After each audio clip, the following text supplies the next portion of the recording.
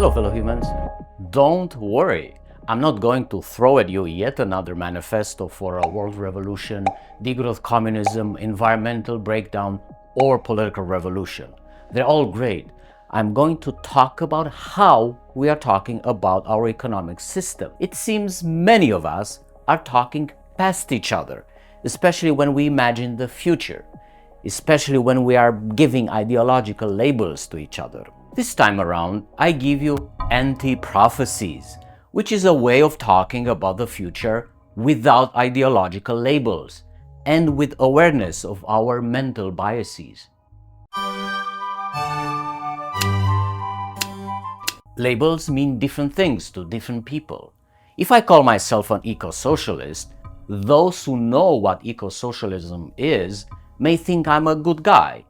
Most of my fellow Romanians who were old enough to live under the totalitarian communist regime in the 1980s may think I'm delusional. How the heck can I be a socialist after all those crimes done by communist regimes? Or when we think of a capitalist, do we think of Elon Musk or a family-owned small business? By some standards, both carry the label capitalist because both are private owners of the means of production. One owns a few $100 billion worth of capital, the other owns perhaps a few 100,000. Or take Bernie Sanders, who calls himself a democratic socialist. Why does he feel the need to say that when the vast majority of socialist literature advocates strongly for democracy? Sure, we can say that the former Soviet Union, as a socialist country, lacked severely in democracy. So does China today. For this reason, some humans label themselves democratic socialists to give some clarity to their label. But are they successful at clarifying their label? A democratic socialist in the United States is the equivalent of a moderate capitalist in Sweden. Therefore, labels are context dependent. Is there any context in which Kamala Harris may be considered a socialist? Or is there a context when Donald Trump may not be considered a fascist? Even if you are rejecting any labels, your label will be that you are an anti-labelist. You may be judged as a political independent in the United States, or a humanist, or a bicyclist, or an industrialist, or a philosophical ophthalmologist. We often think labels are used to describe our identity, and to some extent they do. When identities are assumed to be attributes that we carry over longer periods of time with small variations, then labels become much less effective at describing who we are. In these critical times, when neo-fascists win elections, when we risk losing entire ecosystems, when wars over territory and resources are imminent, we must find ways of speaking much less with labels and much more with attention to what really matters in life: values, morality, relationships. Cognitive biases are systematic patterns of deviation from norm or rationality in judgment. They're often studied in psychology, sociology, and behavioral economics. Since I'm an economist, I will pick for you some biases and see how we can use them to do anti-prophecies about the economy. From this huge list, let's start with confirmation bias, which is one of my favorites. It's under the category we are drawn to details that confirm our existing beliefs. Confirmation bias is the tendency to search for, interpret, favor, and recall information in a way that confirms your prior beliefs or values. Regardless of our label as a far-left fan of Trotsky or a far-right libertarian patriot, our brains execute confirmation bias all the time. We select information that supports our views. When we read everything that immigrants do as bad, regardless if it's actually bad or not, even by objective standards. We ignore contrary information when we promote the idea that capitalism has lifted billions out of poverty, but do not also share the actual facts that show that the opposite is true. Reports coming from the members of the Atlas Network constantly display examples of confirmation bias. Fraser Institute just put out another report that says growth in government employment outpaced private employment in 8 out of 10 provinces in Canada from 2019 to 2023, as if that is something bad. It confirms their belief that employment must grow more in the private sector. It confirms their belief that government should employ as few people as possible. They don't say that actual jobs were created. Who cares where, as long as people are making a living? We interpret ambiguous evidence as supporting our existing attitudes. Some economists who recently won the so-called Nobel in Economics, Daron Acemoglu and James Robinson, write that there is evidence that links economic growth to democracy. They do not explain the causality. They just show you a graph. Does democracy cause growth, or does growth cause democracy? Which one is it? They do not tell you about Thomas Sankara, a former president of Burkina Faso, who was assassinated because he wanted to kick out greedy capitalists from the country. They do not explain this long list of US-backed right-wing military coups in Latin America. They do not explain the success of China. They do not explain how austerity measures imposed by the IMF and the World Bank kept former colonial countries poor. Confirmation bias may be intentional or not. Both good humans and evil humans do it, with various degrees of self-awareness. The effect is strongest for desired outcomes, for emotionally charged issues, and for deeply entrenched beliefs. When we think about the future, it's important to ask ourselves, what am I confirming to myself by judging an economic policy in a certain way?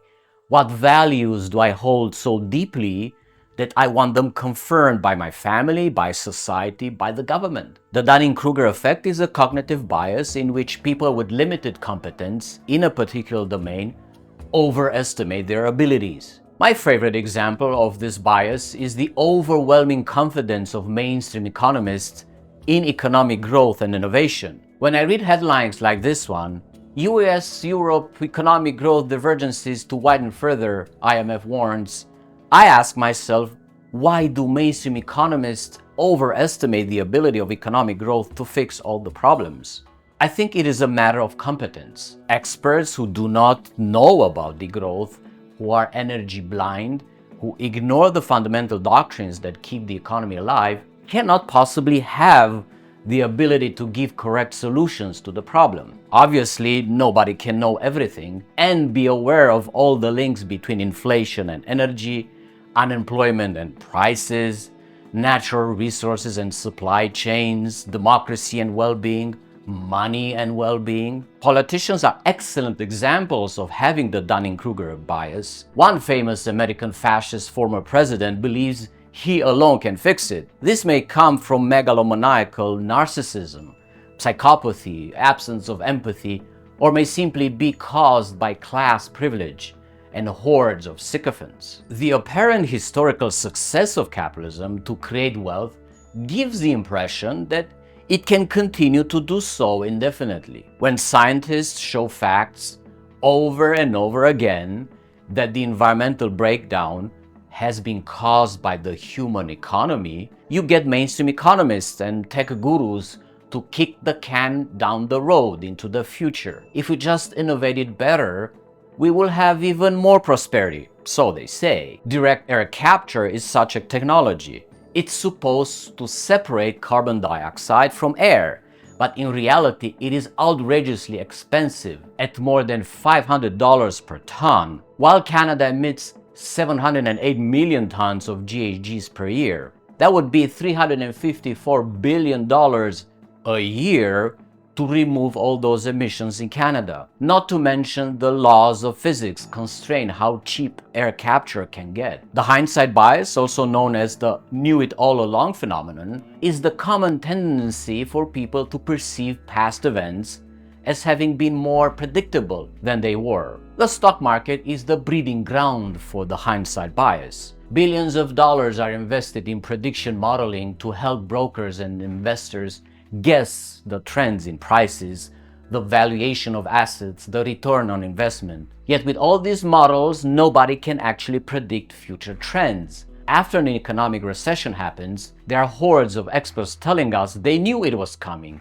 They knew the crash was inevitable. The subprime mortgage crisis led to the collapse of the US housing bubble, which caused the Great Recession of 2007 2009. Jan Hatzius, Goldman Sachs chief economist, has won awards for predicting the Great Recession, and back in March 2024, he also predicted a 15% probability that the US will have another recession in 2024. It hasn't happened yet, but if it happens, he can surely say, "I told you so." There's a lot of "I told you so" in the business of predictions. It's funny that you can say, "I told you so" only if your prediction turns out to be true.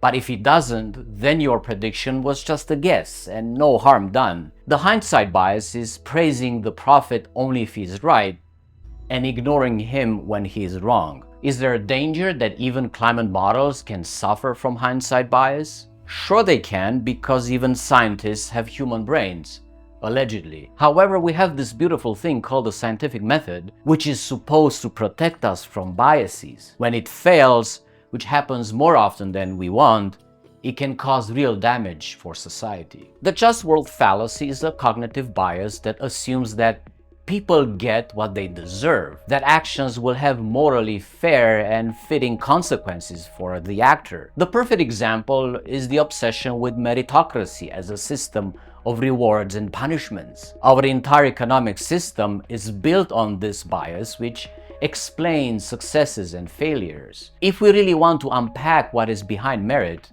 we must also investigate the notion of free will. As we already learned from Robert Sapolsky's book Determined, it is impossible to find any brain cells, any neuron that have an activity which was not caused by something else, whether it's genes, chemistry, environment, or culture. In this sense, humans do not have personal freedom to regulate their behavior. If there is no personal freedom or free will, then how can we reward or punish the activity of a brain over which its owner has no control? The economic system itself uses a form of merit on a large scale. Successful companies deserve their profit. Companies that make mistakes deserve bankruptcy. You reap what you sow. Victim blaming can lead to severe lack of empathy. It happens all the time when we judge harshly the unemployed, the people using welfare benefits, those who lose elections, those who lose money at gambling.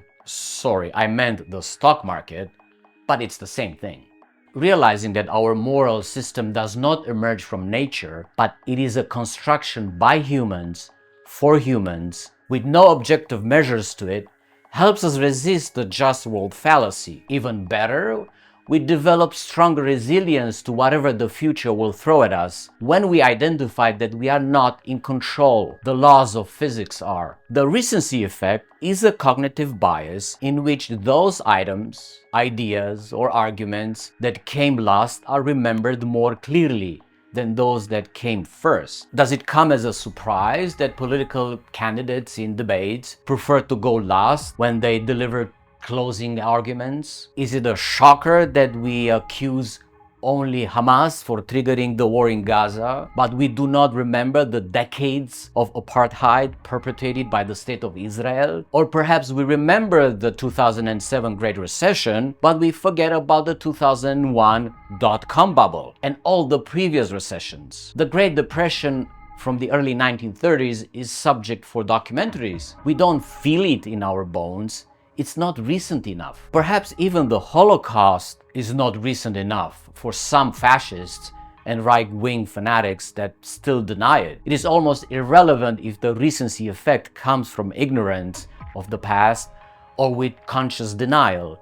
The end result may be tragic regardless. It ends up in anti-Semitism, in Islamophobia, in the election of fascists and criminals. Or take TikTok. Obviously, 1-minute videos do not help much with developing the long-term memory of the young generation. In 2050, by the time we must have phased out all fossil fuels, the TikTokers of today might have forgotten completely why we were doing that in the first place, how it all started and who did it, or dare I say it, what is life good for? In defense of TikTok, we could argue that those string dances are a form of rebellion against the system. More than half of Gen Z are interested in careers as social media influencers, probably because they see that the vast majority of jobs under the current system are bullshit jobs. Gen Z probably feels and knows that it is something really wrong with the way we organize our economy. If they think like that, they are right. When capitalists confuse the notion of personal freedom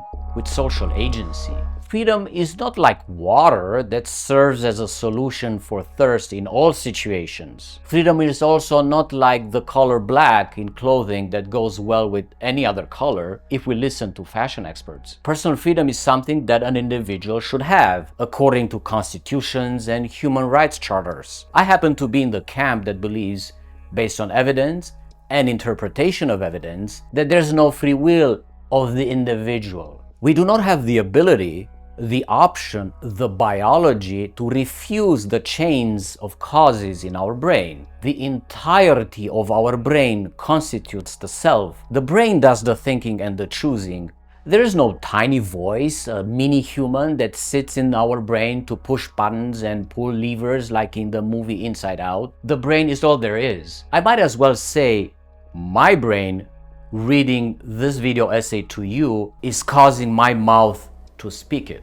When we place humans in interaction with other humans, we get something different. We get networks, relations, dependencies, hierarchies, rules, traditions. This is how society emerges from a number of many humans interacting, telling each other what to do, obeying or disobeying orders, passing judgments at each other. Having the ability to participate in society is called social agency. Capitalists think personal freedoms and social agency are the same thing. They are not. Our social agency can be severely limited by inequalities, by social class, by law, by discrimination. Personal freedom, if it's understood as an expression of free will, does not really exist. What does exist is the innate human potential to thrive, which is something that we are born with, something we also cannot control. What we can control is to increase social agency for all humans, create conditions for everyone to fully explore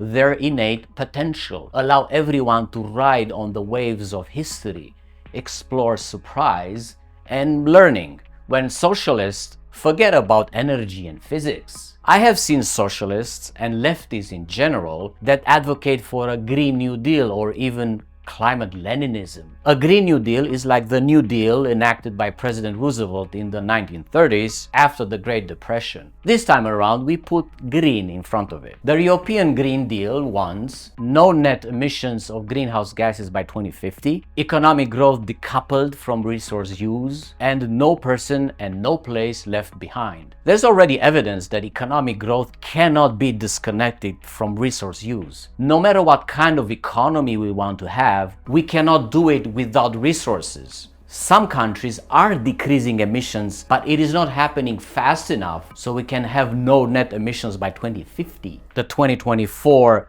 World Energy Outlook writes that continued increase in gas demand cannot be ruled out. As a friendly reminder, natural gas is a fossil fuel and emits greenhouse gases. We are also limited by the industrial capacity. A record high level of clean energy came online in 2023, but 2/3 of the overall increase was still met by fossil fuels. Even if we introduced a livable basic income for everyone on Earth, it would not solve the problem if we keep the insane wealth inequalities. Lefties must consider policies that put hard maximum limits on wealth, energy consumption, and materials consumption on the super rich, and gradually demand the reduction in production as well if we really want to become a sustainable society in 20 years. When environmentalists forget about power dynamics, I have seen environmentalists advocating for reforestation, preservation of ecosystems, the replacement of the industrial agriculture with permaculture,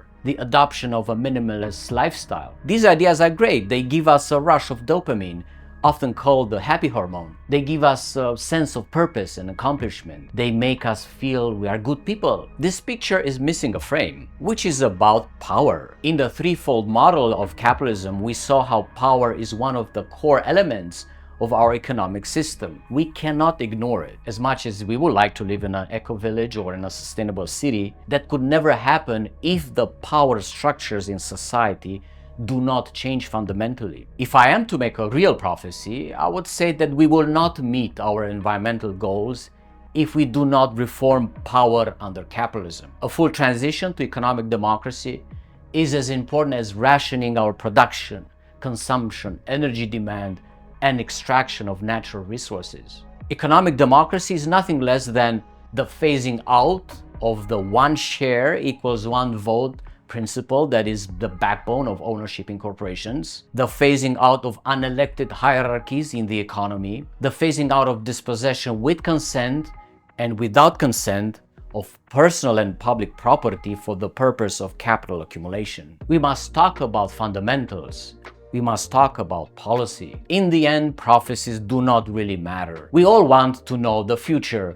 Contrary to what sci-fi keeps telling us, there's no time travel into the future faster than 1 day per day. If we want to have a clear direction of where we are heading as a society, we have no choice but to discuss the fundamental principles and values that make up our present. In my threefold model of capitalism, I identify 3 doctrines that bind together our economy: proportionality, dispossession, and hierarchies. We could talk about why are corporations organized on the principle of one share equals one vote? Why do we take resources from nature, use them to produce stuff with no consideration for environmental degradation? Why do we think that we need hierarchies in businesses to make them more efficient? These are examples of talking about fundamentals. There will be no future without seriously revisiting and updating our principles on which we build our society. Instead of using labels to address these questions, while we are aware of the dozens of mental biases that we carry in our brains, we can focus on discussing the qualities of our rules. We can talk about putting limits on wealth, increasing access to quality healthcare for everyone, or ending the brutal system of neo-colonialism. Thank you for watching. I hope you learned something. Please support me if you can on Patreon to make these videos possible. Until next time, be well and increase the peace.